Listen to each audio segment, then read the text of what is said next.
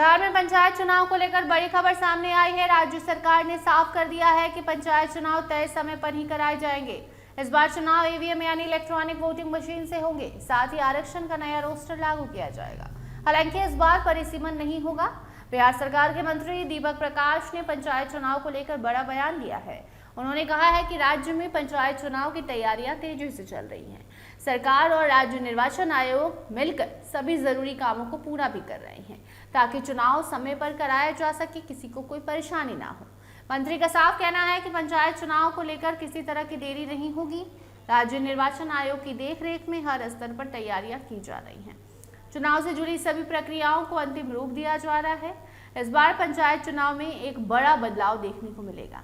मंत्री दीपक प्रकाश के मुताबिक इस बार आरक्षण का नया रोस्टर लागू किया जाएगा। मंत्री के मुताबिक पिछले आरक्षण रोस्टर को लागू हुए करीबन 10 साल पूरे हो चुके हैं, इसीलिए अब नए नियमों के अनुसार नया रोस्टर तैयार किया जा रहा है और उसी के आधार पर चुनाव होंगे। यानी इस बार कई पंचायतों में सीटों का आरक्षण बदल सकता है। कुछ सीटें सामान्य हो सकती हैं तो कुछ सीटें महिलाओं, अनुसूचित जाति, अनुसूचित जनजाति और पिछड़े वर्ग के लिए आरक्षित हो सकती हैं। सरकार का कहना है कि नया रोस्टर पूरी प्रक्रिया के अनुसार तैयार किया जाएगा। मंत्री दीपक प्रकाश ने यह भी बताया कि इस बार पंचायत चुनाव पूरी तरह ईवीएम से कराए जाएंगे।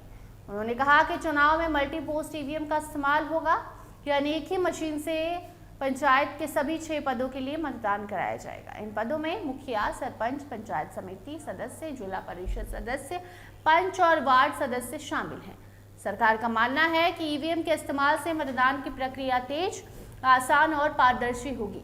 साथ ही मतगणना भी पहले की तुलना में कम समय में पूरी हो सकेगी। आपको बता दें कि चुनाव की तैयारियों को लेकर भी सरकार ने जानकारी दी है।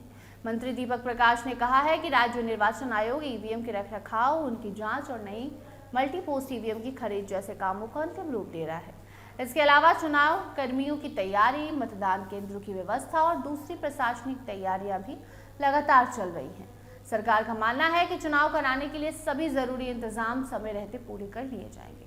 परिसीमन को लेकर भी दीपक प्रकाश ने स्थिति साफ कर दी है। उनका कहना है कि इस बार पंचायत चुनाव बिना परिसीमन के ही होंगे। मंत्री ने कहा कि साल 2021 में कोरोना महामारी की वजह से देश में जनगणना नहीं हो पाई थी। अब पूरे देश में जनगणना का काम चल रहा है। अब जब जनगणना का पूरा डेटा सरकार को मिल जाएगा तब नए आंकड़ों के आधार पर परिसीमन किया जाएगा। यानी पंचायत चुनाव और वार्डों की सीमाओं में बदलाव का काम बाद में होगा, पहले चुनाव होगा। इसलिए इस बार पुराने परिसीमन के आधार पर ही चुनाव कराए जाएंगे।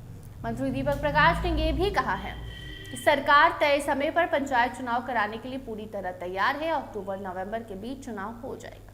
उन्होंने याद दिलाया कि पिछला पंचायत चुनाव साल 2021 में पूरा हुआ था। उसी कार्यकाल को देखते हुए इस साल भी समय पर चुनाव करा दिए जाएंगे, इसलिए आप निश्चिंत रहिए। सरकार का मानना है कि लोकतांत्रिक व्यवस्था को मजबूत रखने के लिए पंचायत चुनाव समय पर होना जरूरी है। इसी वजह से सभी तैयारियां तेजी से पूरी की जा रही हैं। कुल मिलाकर बिहार में पंचायत चुनाव को लेकर तस्वीरें अब काफी हद तक साफ हो गई हैं। चुनाव तक समय पर सारी तैयारियां हो जाएंगी। इस बार मतदान ईवीएम से कराया जाएगा। आरक्षण का नया रोस्टर लागू होगा, लेकिन परिसीमन नहीं किया जाएगा। जनगणना का पूरा डेटा आने के बाद ही नई सीमाओं का फैसला किया जाएगा।